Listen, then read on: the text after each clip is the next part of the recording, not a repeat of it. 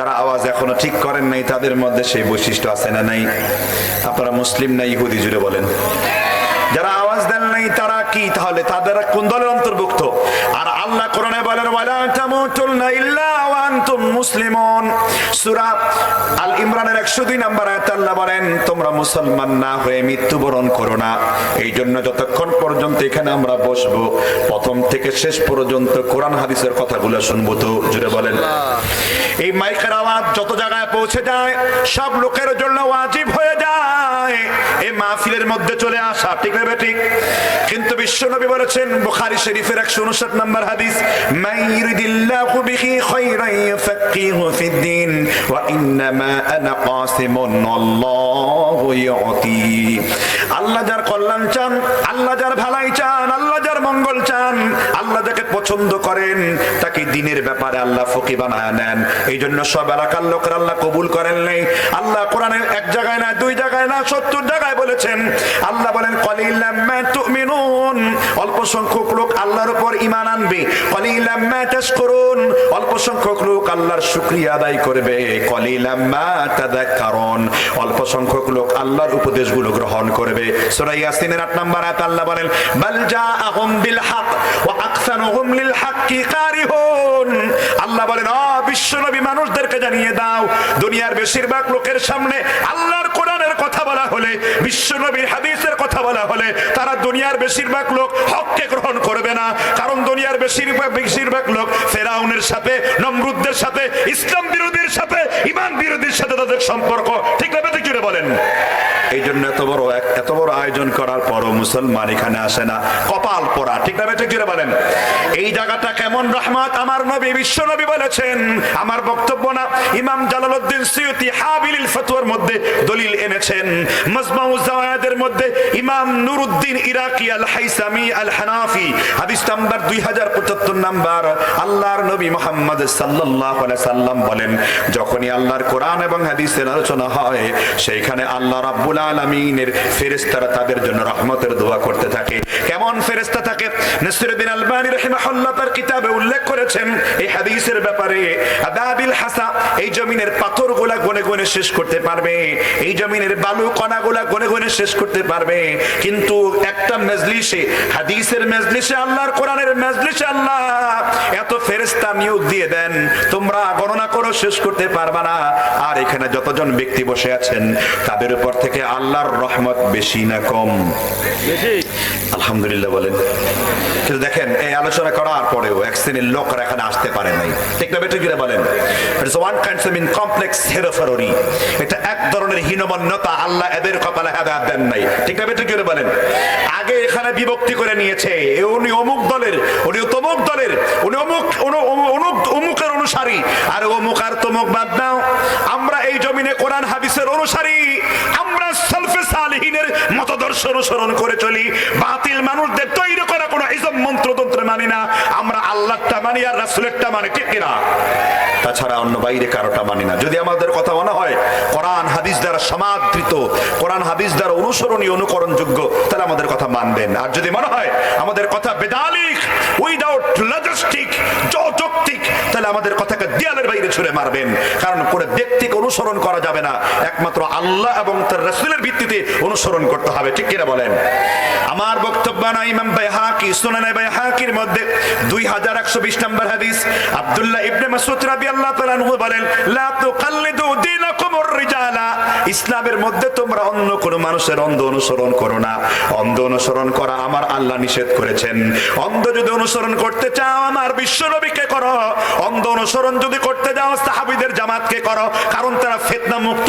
আমার নবী ওহীর ভিত্তিতে কথা বলেছেন, আর সাহাবারা বিশ্ব নবীর কাছে তালিম তারবিয়াত নিয়ে কথা বলেছেন, ঠিক না ঠিক জুড়ে বলেন? আচ্ছা, যতক্ষণ পর্যন্ত থাকবেন প্রথম থেকে শেষ পর্যন্ত শুনবেন ইনশাআল্লাহ। কে কে শুনবেন হাত তুলে আল্লাহকে দেখান, আল্লাহ আমাদের কবুল করুন, বলেন আমিন। হাত নামান। এই যে হাত যে উঁচু করলেন, এটা সাথে সাথে কে রেকর্ড করেছেন?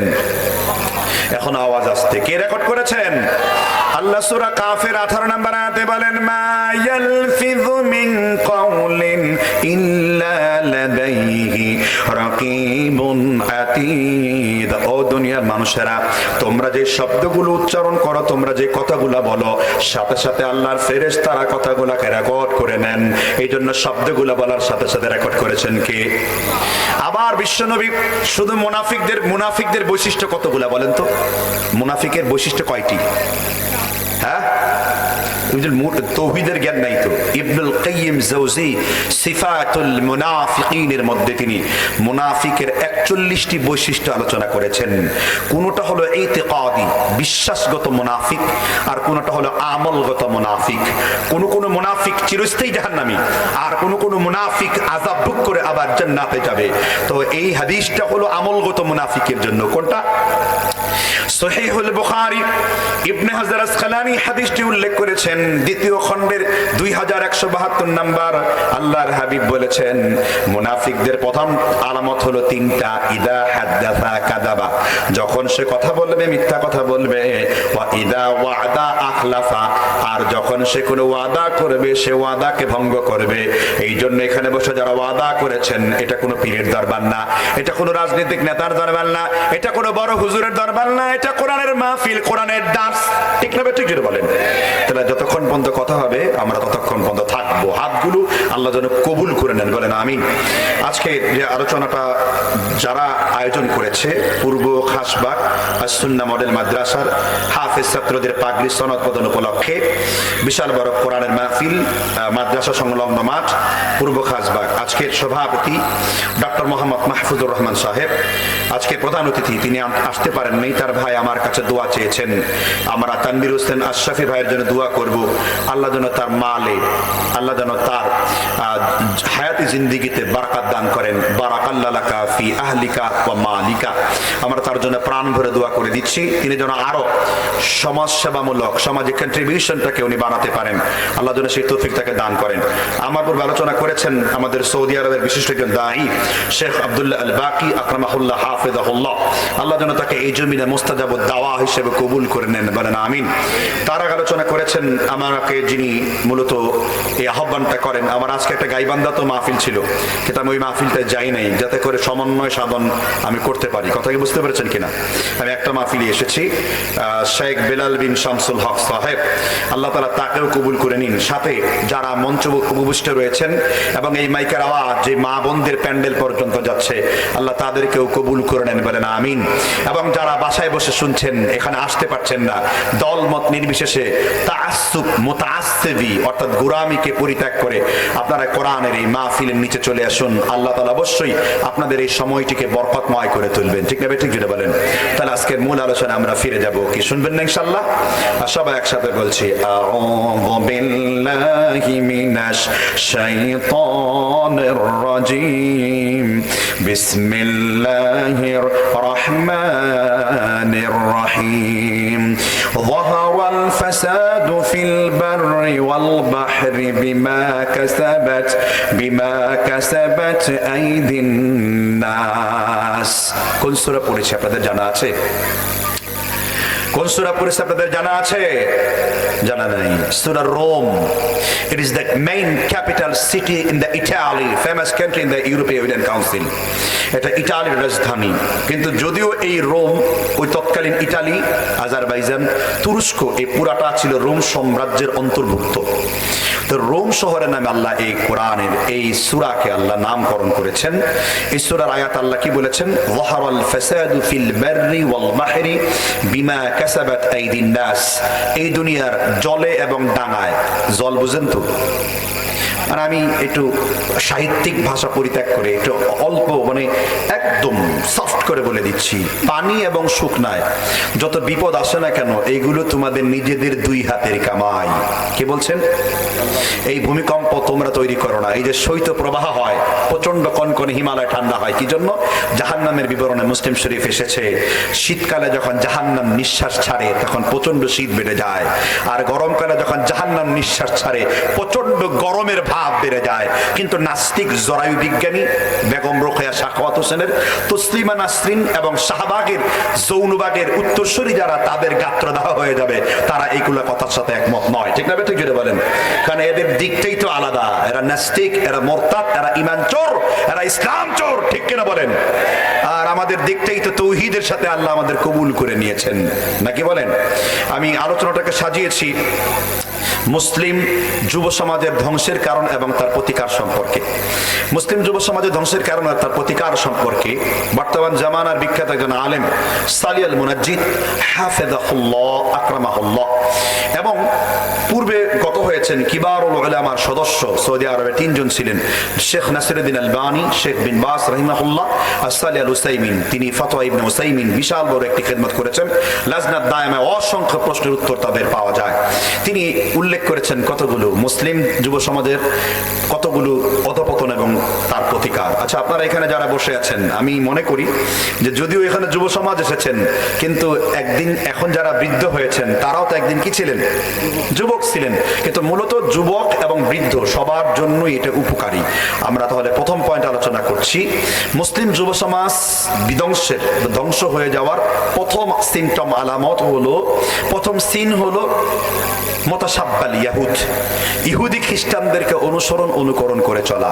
আপনারা যারা এখানে বসে আছেন, আপনারা কি ইহুদি খ্রিস্টানদের অনুসরণ করেন? কেউ কে কে ইহুদি খ্রিস্টানদের অনুসরণ করেন? হাত তুলেন তো দেখি।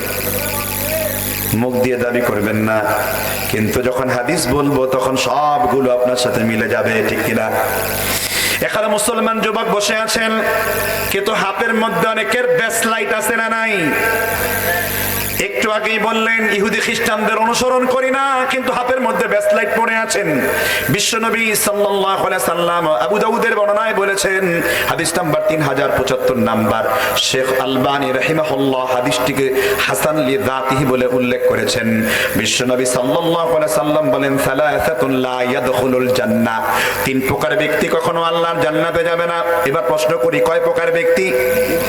যারা বক্তব্য শুনছেন, আল্লাহর হাবিব বলেছেন, যুবকদেরকে হেদায়েত করার জন্য বিশ্ব নবীর হাদিস শুনিয়ে দিচ্ছি, 3 প্রকার ব্যক্তি আল্লাহর জান্নাতে যাবে না। কয় প্রকার ব্যক্তি?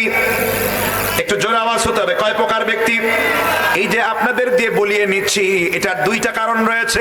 এর একটি প্রথম কারণ হলো আপনি হাদিসগুলো যেন ভালো করে মুখস্থ করতে পারেন। আবু সাঈদ খুদরি বলেন, ওয়াসতিআলাকুম ফিল মাজালিস ফাহামাকুমুল হাদিস। আবু সাঈদ খুদরি রাদিয়াল্লাহু তাআলা যখন তার ছাত্রদের সামনে যেতেন, তিনি হাদিসকে ভালো করে বুঝিয়ে দিতেন এবং হাদিসের দার্সগুলোকে তিনি প্রশস্ত করতে বলতেন। তিনি বলতেন, ইন্নাকুম খুলুফুনা, কারণ তোমরা আমার পরবর্তী বংশধর। ইমাম তাসকিরাতুল হুফাজের মধ্যে ইমাম যাহাবী প্রথম খণ্ডের 80 নম্বর পৃষ্ঠায় এবং মুকিজা কিতাবের মধ্যে ইমাম যাহাবী এই দলিলটা উল্লেখ করেছেন। এবার সেই প্রসঙ্গে আসি, কয় প্রকার ব্যক্তিকে আল্লাহ তাআলা জান্নাত হারাম করেছেন? বলেন তো কয় প্রকার? এর মধ্যে এক প্রকার হলো যারা যুবক অবস্থায় যারা যুবতীদেরকে অনুসরণ করে চলবে, অর্থাৎ এখানে অনেক ছেলে মেয়েদেরকে অনুসরণ করে, অনেক মেয়ে অনেক ছেলেদেরকে অনুসরণ করে। হাতের মধ্যে তুমি যে ব্যাসলাইট পরেছো, এটা যুবকের পোশাক নয়, এটা মহিলার পোশাক, ঠিক না? বেঠিক বলেন। বিশ্বনবী তাদের তালিকা দিয়েছেন এই 3 প্রকার। এক প্রকার হলো আক্কু ওয়ালিদাইহি, যে পিতামাতার নাফরমানি করে। এর মধ্যে এক প্রকার হলো রাজলাতুন নিসা, যেই পুরুষ মহিলার বেশ ধারণ করে আর যেই মহিলা পুরুষের বেশ ধারণ করে। এখানে যারা হাতের মধ্যে ব্যাসলাইট পরেছেন, আল্লাহর সন্তুষ্টির জন্য খুলে ফেলেন, না হলে আপনি অবশ্যই জাহান্নামীর কাতারের মধ্যে অন্তর্ভুক্ত হয়ে যাবেন। আবার বিশ্বনবী আবু দাউদ শরীফের 1014 নম্বর হাদিসে বলেন, মান তাশাব্বাহা বিকাওমিন ফাহুয়া মিনহুম, যে ব্যক্তি অন্য কোন জাতির সাদৃশ্যতা নেবে, অন্য কোন জাতির নিয়ম নীতি নেবে, তাদের পথ, তাদের মত, তাদের সংস্কৃতি, তাদের ভালোবাসা দিবস, তাদের 31st নাইট, তাদের ভ্যালেন্টাইন ডে, কার্তিক মাসের কুত্তা দিবস, তারপরে কাফের মুশরিকদের তৈরি করা পহেলা বৈশাখের দিবস, কাফের মুশরিকদের তৈরি করা তাসদিদ তামুদ্দুনকে নেবে, সে তাদের দলের অন্তর্ভুক্ত হবে। ঠিক না? বেঠিক বলেন। এটা আমার বক্তব্য নয়, আমার বিশ্বনবী বলেছেন, মান তাশাব্বাহা বিকাওমিন ফাহুয়া মিনহুম, যে ব্যক্তি অন্য কোন জাতির অনুকরণ করবে, তাদের সাথে তাদের হাসর হবে। সূরা মায়েদার 69 নম্বর আয়াত আল্লাহ আলোচনা করেছেন, ওই পর্যন্ত ইহুদি খ্রিস্টানরা তোমার বন্ধু বলে গণ্য হবে না। ওয়ালান তারদা আনকাল ইয়াহুদ ওয়ালান নাসারা হাত্তা তাত্তাবিয়া মিল্লাতাহুম, ও বিশ্বনবী, ওই পর্যন্ত ইহুদি খ্রিস্টানরা তোমার বন্ধু হবে না যেই পর্যন্ত তোমরা নিজেরা ইহুদি খ্রিস্টানদের দলভুক্ত হয়ে যাও। আপনার নাম রেখেছেন আব্দুর রহমান, কিন্তু কাজে কর্মের রবাকসান, ঠিক না? নাম রেখেছেন অমুক তমুক, কিন্তু কাজকর্ম ইহুদি খ্রিস্টানদের। নিজের শরীরে এমন পোশাক পরেছেন, দাঁড়িয়ে প্রস্রাব পর্যন্ত করতে পারেন না। ভাদ্র মাসের কুকুর যেমন দাঁড়ায় প্রস্রাব করে, এমন জিন্সের প্যান্ট টাইট ফিট করে পরিয়ে দিয়েছে, এটা কোনোদিন মুসলমানদের তাকওয়ার লেবাস হতে পারে না। এখন প্রশ্ন করতে পারেন, হুজুর তাকওয়ার লেবাস কি? আল্লাহ কোরআনে আলোচনা করেছেন, তোমরা যখন জামা কাপড় পরবা সাউবিরু কামা রিশা ওয়া লিবাসুত তাকওয়া। আব্দুল্লাহ ইবনে আব্বাস তাকওয়া লিবাসুত তাকওয়ার ব্যাখ্যা করেছেন, ওয়া দীনিল্লাযী জাআত বিহি তাহলিলিল হালালি ওয়া তাহরিমিল হারামি। হালালকে হালাল জেনে হারামকে হারাম জেনে যা করবেন এটাই হলো তাকওয়া। তাকওয়ার লেবাস বলতে ঈমান আর নেক আমলকে বলা হয়। কিন্তু উলামায়ে কেরাম কিছু বৈশিষ্ট্য দিয়েছে তাকওয়ার লেবাস। কেমন পোশাক আপনি পরবেন? টাইট ফিট হতে পারবে না, কাফের মুশরিকদের সাদৃশ্য হতে পারবে না। তারপরে ইজার কাবাইনে, আপনার টাকনুর নিচে কাপড় পরিধান করা যাবে না, আপনার লজ্জাস্থান ফুটে ওঠে এইরকম কাপড় পরা যাবে না। কিন্তু এখন দেখবেন মসজিদের মধ্যে অনেক যুবকরা ঢোকে, কোমরের মধ্যে পাতলা একটা বেল্ট পরে আর এমন পাতলা কাপড় একটা জিন্সের প্যান্ট পরে, ও রুকু দিয়েছে, পেছনের সবটাই দেখা যাচ্ছে, ঠিক না? হ্যাঁ, দেখা যাচ্ছে কিনা? রুকু দিয়েছে, পেছন থেকে সব দেখা যাচ্ছে। এই পোশাকটা কোনোদিন ইসলামের পোশাক হতে পারে? এটাকে কোনো মুসলমান, কোন মুআদ্দাব তাদের আদব হতে পারে কিনা জুড়ে বলেন? তাহলে এই ধরনের পোশাকটা বয়কট করতে হবে, ঠিক না? ঠিক, আপনি শার্ট পরেন, প্যান্ট পরেন, টাকলুর উপরে পরেন, তবে সেটা ঢিলে ঢালা হতে হবে। সব থেকে ভালো হলো এই যে আমার হুজুর করেছেন, কত সুন্দর আবা কাবা, একদম জুব্বা, ঠিক না? ঠিক, এটা হলো লেবাসুল উলামা, আলেমদের লেবাস। আর যেই জায়গার মুওয়াহিদ পন্থী, তৌহিদ পন্থী আলেমরা যেই পোশাক পরে, ওই জমিনের ওই কওমের ওইটা হলো সর্বোত্তম পোশাক। এই জন্য আমি যুবকদেরকে বলবো, হাতের মধ্যে বেশ লাইট পড়েছো, এটা ইহুদি খ্রিস্টানদের অনুসরণ, ঠিক না? ঠিক বলেন। আবার কিছুদিন পরে ওয়ার্ল্ড কাপ ফুটবল হবে। ফুটবল করার পরে জিজ্ঞাসা করা হয়, তুমি কোন দলের মুরিদ? একদল বলে আমি হিজরান্টিনা, একদল বলে আমি বিশ্ব বেঈমান জার্মান, আরেক দল বলে আমার দল হলো ব্রাজিল না ফ্লাজিল, আছে না? নাই একটা নাম আছে না? তাদের পতাকা লাগাও চোখের মধ্যে, মুখের মধ্যে, হাতের মধ্যে, ঠিক না? ঠিক। এবার একটা ফতোয়া শুনিয়ে দেব, আরবি কিতাবের দলিল দিব, আবার বাংলা কিতাবের দলিল দিব। কারণ বাঙালি বাবুরা বলবে আরবি বুঝি না, আরবি বাবুরা বলবে বাংলা মানি না। এই জন্য দুই জায়গায় গন্ডগোল আছে না? নাই। বাংলা কিতাবটি লিখেছেন আমাদের বিশিষ্ট একজন দাঈ, মুবাল্লিগ ভাই, চিনবেন, আব্দুল হামিদ ফাইজি আল মাদানী। একটি কিতাব সমাপ্ত করেছেন, হাদিস সম্ভার। আমি জেনারেল লাইনের মানুষদেরকে আব্দুল হামিদ ফাইজি মাদানীর বই কেন পড়তে বলি? তার বইগুলা অত্যন্ত রসাত্মক লেখা, আপনি পড়লেই বইয়ের মধ্যে অনেক মজা পাবেন। আর আমরা যে বইগুলা লিখি এত সাহিত্যিক মান ঠিক করতে যে অনেক কঠিন করে ফেলি, বুঝতে পারছেন কিনা? তার সরল তাওহীদ একটি বই রয়েছে, পড়বেন, হাদিস সম্ভার। এবং এই ফতোয়াটি মূলত মাজমাউজ যাওয়ায়েদের মধ্যেও রয়েছে, তবরানী মুজামুল কবিরের মধ্যে উল্লেখ রয়েছে, তারিখ ইবনে মাইনের মধ্যে এই আসারটিকে ইমাম দুরি ইবনে দুরি তিনি হাদিসটিকে সহিহ বলে উল্লেখ করেছেন। হাদিসটি কি? হুযায়ফা রাদিয়াল্লাহু তাআলা আনহু, নাম শুনেছেন? তিনি বিশ্বনবীর কি হন? শুধু বিশিষ্ট সাহাবা না, বুখারী শরীফের একটা অধ্যায় রয়েছে কিতাবুল ফিতান, ফিতনার অধ্যায়। আমি হুযায়ফা রাদিয়াল্লাহু তাআলা আনহু ইয়েমেনের সাহাবা ছিলেন। তিনি বলেন, সবাই শুধু কল্যাণের কথা জিজ্ঞাসা করে আর আমি খালি অকল্যাণের কথা জিজ্ঞাসা করি, কারণ অকল্যাণ থেকে বাঁচলেই আমি কল্যাণের উপর থাকতে পারবো, ঠিক না? ঠিক জুড়ে বলেন। তিনি বলছেন, আমার বিশ্বনবীর শেষ দিকের উম্মতরা এমন কঠিন হবে, ইহুদি খ্রিস্টানরা যদি পাতলা পায়খানা খায় তারা তাদের সাথে মিলে পাতলা পায়খানা পর্যন্ত খাবে, তারা যদি শুকনা পায়খানা খায় তাদের সাথে মিলে তারা শুকনা পায়খানা পর্যন্ত খাবে। এই যে আপনি গায়ে হলুদ দেন ইহুদি খ্রিস্টানদের স্টাইলে, আপনি বিয়ে বাড়িতে দেখেন ইহুদি খ্রিস্টানদের স্টাইলে, পর্দার কোনো বেলায় নেই, তারপরে পানি চিনি করেন, আংটি বদল করেন। আপনার নিজের বাপ আদম, আল্লাহ বলে লাকাদ কাররামনা বানি আদম, son of Adam, I have been given your address. হে বনি আদম, আমি আল্লাহ তোমাকে সম্মানিত করেছি। বাবা আদমের পরিচয় ভালো লাগলো না, এরপর আরেক বাপ আপনারা তৈরি করেছেন। আমাদের জাতির পিতা বলে আমরা কাকে চিনি? মিল্লাত আবিকুম ইব্রাহিম, ইব্রাহিম আলাইহিস সালামের পরিচয় দিয়েছেন, তাতেও ভালো লাগলো না। তৃতীয় আপনার জেনুইন বাপ, বিশ্বনবী বুখারী শরীফের বর্ণনায়, মুসলিম মুত্তাফাকুন আলাইহি, বিশ্বনবী বলেছেন যে ব্যক্তি তার পিতা থেকে মুখকে সরিয়ে নেয় সে আল্লাহর সাথে কুফরিতে লিপ্ত হয়ে যায়, ছোট কুফর করে। এখন যখন আপনি বিয়ের মধ্যে উকিল বাপ যুক্ত করলেন, এটা কোনো মুসলমানদের বৈশিষ্ট্য না। এই উকিল বাপ যেগুলো আছে সবগুলো ডিলিট হবে। উকিল বাপ উকিল স্বামী হওয়ার যোগ্য, উকিল বাপ উকিল কি হওয়ার যোগ্য? বিয়ে শাদীগুলো ধ্বংস করে দেওয়া হচ্ছে। হুজুর আমরা হানাফি, হ্যাঁ হানাফি মাযহাবেও তো এরকম নাই। বাহরুল বাহরুর রায়কের মধ্যে, আহসানুল ফতোয়ার মধ্যেও নাই। ঠিক না ঠিক জুড়ে বলেন? উকিল নেই, সাক্ষী আমাদের জন্য যথেষ্ট। আপনি সাক্ষী আছেন, এটাই যথেষ্ট। আল্লাহ রাসূল বলেছেন ওই বিয়ে কমপ্লিট হবে না যেই বিয়েতে ওয়ালি থাকে না। ওয়ালি ছাড়া বিয়ে কমপ্লিট হবে না। ওয়ালি যথেষ্ট, বাপ যথেষ্ট, চাচা যথেষ্ট, ভাই যথেষ্ট। নতুন করে আপনার উকিল বাপ এটা যুক্ত করার কোনো প্রয়োজন নেই। প্লাস মাইনাসের কোনো ধার্তব্য না শরীয়তে। এই ধরনের অশরীয়তি কাজ আমাদের বয়কট করতে হবে। ঠিক না ঠিক জুড়ে বলেন? একটু আগেই বললাম ইহুদি খ্রিস্টানদের অনুসরণ করবেন। এবার আল্লাহর নবীর ব্যাখ্যা ভালো লাগবে না, ব্যাখ্যা দিব কিনা? বিশ্বনবী মুসলিম শরীফের বর্ণনা 1631 নম্বর হাদিস।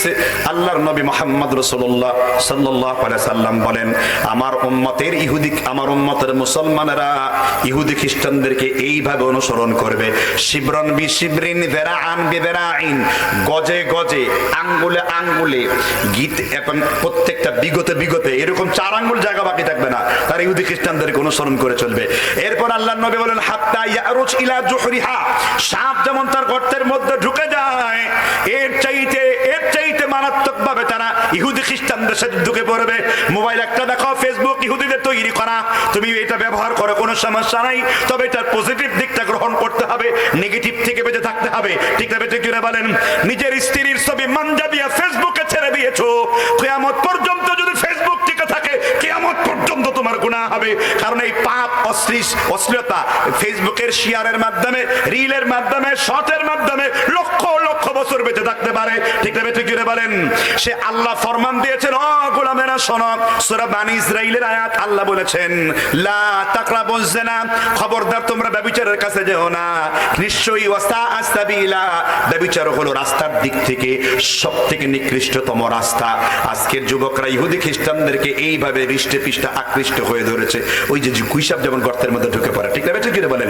আবার এখানে অনেক ছেলেরা শরীরের মধ্যে ট্যাটু অঙ্কন করে, আর অনেক মেয়েরা আছে এখানে ওয়াজ শুনতে এসেছে সৌন্দর্য বর্ধনের নামে, সুন্দর থাকার জন্য, বিউটিনেসকে ইনহ্যান্স করার জন্য তারা বিউটি পার্লারে যে ব্রু ফ্ল্যাগ করছে, ব্রু পেন করছে। এরকম মেয়ে আপনাদের এলাকায় আছে না নাই? এবার এই যুবক এবং এই যুবতীর জন্য আল্লাহর নবী 1447 বছর পূর্বেই একটা হাদিস বলে গিয়েছেন।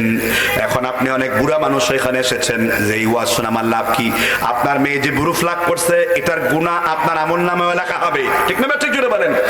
আপনার ছেলে শরীরের মধ্যে কুত্তার ট্যাটু, জানোয়ারের ট্যাটু অঙ্কন করেছে, ট্যাটু মারে, ট্যাটু অঙ্কন করে শরীরের মধ্যে। অনেকে দেখছেন কিনা ট্যাটু মারতে? দেখছেন কিনা? হ্যাঁ, আছে না?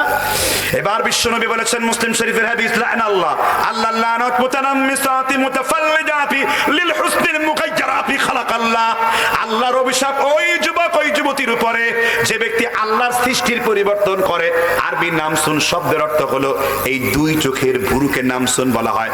নামসুন থেকে মুতানাম্মিসাত, যেই মহিলারা ভুরু উপরিয়ে সৌন্দর্য বৃদ্ধি করার চেষ্টা করে, তাদের উপরে আল্লাহর লানত। এখন অনেক মা বোনরা এসেছেন, তারা বুঝেন নাই লানত আবার কাকে বলে। লানত মানে অভিশাপ। লানত মানে কি? দুনিয়াতে বাবার অভিশাপের ভয় করেন, মায়ের অভিশাপের ভয় করেন, গরিবের অভিশাপের ভয় করেন। সব থেকে বড় অভিশাপ হলো আল্লাহ। ঠিক না ঠিক? তারপরে অভিশাপ হলো বিশ্ব নবীর। ঠিক না ঠিক? তারপরে অভিশাপ হলো ফেরেশতাদের। ঠিক না ঠিক? যে ব্যক্তি ভ্রু ফ্ল্যাগ করে, আল্লাহর সৃষ্টির পরিবর্তন করে, সেই যুবকদের উপরে আল্লাহর লানত। ঠিক না ঠিক জুড়ে বলেন? আর আল্লাহ যাকে লানত দেন, সে জমিনের মধ্যে অভিশপ্ত হয়ে যায়। আল্লাহ তাআলা লানত দিয়েছেন ফেরাউনকে। ঠিক না ঠিক? আল্লাহ কোরআনে 2টা আয়াতে বলেছেন, দুরিবাত আলাইহিমুদ দিল্লা ওয়াল মাসকানা ওয়া বাউ বিগাদাবিন মিনাল্লাহ। আল্লাহ তাআলা ফেরাউনকে তার ক্রোধ, চারদিক থেকে আল্লাহর ক্রোধ এবং লানত তাকে চারদিক থেকে ঘিরে ধরেছে। আর ফেরাউন এমন একজন কাফের, গুদুওয়া ওয়া আশিয়া, তাকে সকাল এবং সন্ধ্যা আল্লাহ আযাব দেন। এজন্য যারা ফেরাউনের মুরিদ, যারা আল্লাহর লানতের উপযুক্ত, ওই রকম যুবক হলো যারা শরীরের মধ্যে কোনো ট্যাটু অঙ্কন করে। আর যে মেয়েরা এখানে এসেছেন, সৌন্দর্য বর্ধন করা ইসলামে হালাল না হারাম? সৌন্দর্য বর্ধন করা, সৌন্দর্য থাকা মেয়েরা, এটা হালাল না হারাম? হারাম। বুঝে কথা কর নাকি? বিশ্বনবী বলেছেন, কত সুন্দর কথা, তিবুর রিজালি যাহারারিহু, পুরুষের সৌন্দর্য হলো সুগন্ধির মধ্যে। পুরুষরা সবথেকে দামি আতর, সবথেকে দামি ফ্রেগ্রেন্স, সবথেকে রাইহাতুন তাইয়্যিব, সবথেকে উত্তম সুগন্ধি, সেটার নাম কি বলেন তো? বর্তমান পৃথিবীতে সব থেকে ভালো সেন্টের ব্র্যান্ড হলো, কি নাম কি সে ব্র্যান্ডের নাম বলে, ইটালিয়ার একটা brand, backdated one man show. তা ওয়ান ম্যান শো একটা দিয়েছেন, অনেক অনেক দামি। এটা পুরুষের সৌন্দর্য, এটা পুরুষের গেটআপ, ইসলাম এটা নিষিদ্ধ করে নাই। আল্লাহ জামিলুন ইউহিব্বুল জামাল, আল্লাহ নিজে সুন্দর, তিনি সৌন্দর্যকে পছন্দ করেন। রিয়াদুস সালিহিন হাদিস এসেছে, ইমাম নববী রাহিমাহুল্লাহ কিতাবুল আজকার হাদিসটা এনেছেন, এবং ইমাম নববী শারহে মুসলিমের মধ্যে হাদিসটা এনেছেন, হাদিস নাম্বার 834 নাম্বার।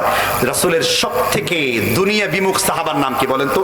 যেই সাহাবাকে কোনোদিন দুনিয়া অ্যাটাক করতে পারেনি, তিনি কোনোদিন দুনিয়ার ধার ধারেননি, সেই সাহাবার নাম কি? সিয়ারু আ'লামিন নুবালাতে ইমাম যাহাবী উল্লেখ করেছেন দলিল সহকারে। শুআইব আন-নাউতাল মিশিয়াল হানাফি হাদিসটিকে সহিহ বলেছেন। আল্লাহর হাবিবের যতগুলো সাহাবা ছিলেন, এর মধ্যে সবথেকে দুনিয়া বিমুখ সাহাবা হলেন আবি যর গিফারি। কি নাম বলেছি? আচ্ছা, আপনারা কি বিরক্ত হচ্ছেন? আমি কি আলোচনা বন্ধ করে দেব? পাশ থেকে অমুকের সাথে খোঁচাখুচি করা, অমুকের সাথে ফেসবুকে শেয়ার করা, দাঁত খেলিয়ে হাসি বের করা, এগুলো নিষিদ্ধ। হ্যাঁ, আপনি হাসতে পারবেন, তবে সেটা আমার সাথে রিলেশন রেখে, আমার সাথে কমিউনিকেশন রেখে। আপনি আমার বাইরে যেতে পারবেন না, যদি যান চপ করে বসিয়ে ফেলবেন একদম। ঠিক আছে, ঠিক যদি বলেন। আমি যে পয়েন্টে ছিলাম, রাসূলের সব থেকে দুনিয়া বিমুখ সাহাবার নাম কি যদি বলেন? আবু যর গিফারি। যে কয়েকজন দুনিয়া বিমুখ ছিলেন, এর মধ্যে উল্লেখযোগ্য হলো আবু যর গিফারি। সুন্দর জুতা, সুন্দর জামা এনে বলেছেন, হে আল্লাহর নবী, আমি সুন্দর জামা পরি, সুন্দর জুতা পরি, এতে কি আমার অহংকার হয় নাকি? আল্লাহর হাবিব বললেন, আবু যর, সুন্দর জামা সুন্দর জুতা পরলে অহংকার হয় না। অহংকার হয় যখন সহি জিনিসটা কারো সামনে তুলে ধরা হয়, হককে তুলে ধরা হয়, হকটা তার পছন্দ লাগে না। আপনি দরুদ দেখালেন, মিলাদ দেখালেন, কিন্তু দরুদকে ভালো লাগলো না, মিলাদকে ভালো লাগলো। আপনি সুন্নত দেখালেন আর বেদাত দেখালেন, সুন্নতটা ভালো লাগলো না, বেদাতটা ভালো লাগলো। আপনি তাকে তৌহিদ দেখালেন, আবার তাকে মাজার দেখালেন, তৌহিদ ভালো লাগলো না, তার কাছে মাজার ভালো লাগলো। আপনি তাকে আল্লাহর পথ দেখালেন আর শয়তানের পথ দেখালেন, আল্লাহর পথ ভালো লাগলো না, শয়তানের পথ ভালো লাগলো। তার মতো কপাল পোড়া এই বাংলার জমিনে আর একটাও নাই। ঠিক না? ঠিক জোরে বলেন। এই জন্য হককে হক বলতে হবে। এই জন্য আল্লাহ বিয়ের খুতবার মধ্যে কত সুন্দর বিধান দিয়েছেন। বিয়ের খুতবার মধ্যে ইমাম পড়ে, কুলু কওলান সাদীদা, যখন তোমরা কথা বলবা সর্বদা হক কথা বলবা। এটা বিয়ের খুতবাতে আছে না নাই? কিন্তু এটা শোনার সময় নেই। খিল দিব কখন, বাসর ঘরে যাব কখন, ওই চিন্তায় বুথ। যদি আপনি ভালো করে বুঝতেন বিয়ের খুতবায়, তাহলে খুতবার মধ্যে শিক্ষা আছে না নাই? আবার এই খুতবাকে পরিবর্তন করে এলাকার কাশপুরালে কাজী, তার নাম পাজি। এই পাজিগুলো যে আল্লাহর হাবিবের সুন্নতকে জবাই করে, বিয়েতে সাক্ষী যথেষ্ট, আবার নতুন করে ওই মেয়ের কাছে যায়, আম্মা জান আপনি বলেন কবুল, আপনি বলেন কবুল, আপনি বলেন কবুল। তখনই দড়ি দিয়ে বেঁধে ফেলে নাকি সম্পূর্ণ নাজায়েজ কাজ। একজন মহিলার কণ্ঠস্বর পর্দার অন্তর্ভুক্ত। ঠিক না বেটি? আল্লাহ বলে না, কুলনা কাওলাম মা'রুফা। ও মহিলারা, যখন কথা বলবা অত্যন্ত আদল করে কথা বলবা, অত্যন্ত সাবধান করে কথা বলবা। ইমাম শাফঈ রাহমাতুল্লাহ আলাইহি কিতাব লিখেছেন, কিতাবুল উম মানে মা, মানে সকল কিতাবের নির্দেশ বলা হয় কিতাবুল উমকে। তিনি ওই আয়াতের ব্যাখ্যা করেছেন, ওয়াল্লাযীনা হুম লিফুরুজিহিম হাফিযুন। তিনি এই আয়াতের ব্যাখ্যায় বলেন, মহিলাদের কণ্ঠস্বর পর্দার অন্তর্ভুক্ত, মহিলাদের কণ্ঠস্বর লজ্জাস্থানের অন্তর্ভুক্ত। এই জন্য বিনা কারণে এই কণ্ঠের ব্যবহার করা যাবে না। এই জন্য পরপুরুষের সামনে যখন কথা বলবে, তখন খুব কর্কশ করে কথা বলবে। তোমার স্বামী বাড়িতে নাই, তোমার স্বামীকে খোঁজ করার জন্য এসেছে, তখন তুমি তার সাথে মিষ্টি কণ্ঠে কথা বলো না, তার সাথে কঠিন কণ্ঠে কথা বলো। কারণ তুমি যদি মিষ্টি কণ্ঠে কথা বলো, ওই লোকটার মধ্যে জেনার জীবাণু ঢুকে যেতে পারে। কত কার্টেসিয়াস ইসলাম, কত কার্টেসিয়াস রিলিজন। ইসলামের মতো এত ভদ্র, এত সভ্য ধর্ম অন্য কোন পৃথিবীতে, অন্য কোন ধর্ম নাই। ঠিক না? ঠিক। এই কথা শুধু আমরাই বলিনি, এই কথাটি শরৎচন্দ্র চট্টোপাধ্যায় তার বইতে তিনি উল্লেখ করেছেন। আমার কাছে যত ধর্ম আছে, ইসলাম হলো সজীব আর নির্মল ধর্ম। আমার কাছে যত মানুষ রয়েছে, মুহাম্মদ রাসূলুল্লাহ এই পৃথিবীর সর্বশ্রেষ্ঠ মানুষ। জোরে বলেন না সুবহানাল্লাহ। স্বীকৃত কাফেররা এটা স্বীকার করেছে। আল্লাহ আমাদের বুঝবার তৌফিক দান করুক। তাহলে আমরা যুবকরা চেহারা সৌন্দর্য আমরা খুশবু দিতে পারবো, আর মেয়েরা খাফিয়া লাউনুহু, চামড়া সৌন্দর্য করার জন্য মেয়েরা স্নো মাখতে পারবে, আরো যদি কোনো উন্নতর প্রসাধনী থাকে সেগুলো মাখতে পারবে। তবে এগুলো লাল, এগুলো মেখে র্যাম শোধে ওই সব কাঁপানো টাপানো যাবে না, যা কাঁপায়া তারা টাকা ইনকাম করে, হানি ট্র্যাপে যাওয়া যাবে না। হ্যাঁ, এই চামড়ার সৌন্দর্য করে এইসব কাজ করা যাবে না। আপনি সৌন্দর্য শুধুমাত্র কার জন্য? কার জন্য? বিশ্বনবী বলেছেন একজন স্বামী আর স্ত্রীর মধ্যে কোনো অঙ্গের পর্দা নাই। সুবহানাল্লাহ বলেন। আল্লাহ বলেছেন একজন স্বামী আর স্ত্রী যখন কথা বলবে, ওয়া জাআলা বাইনাহুমা বাইনা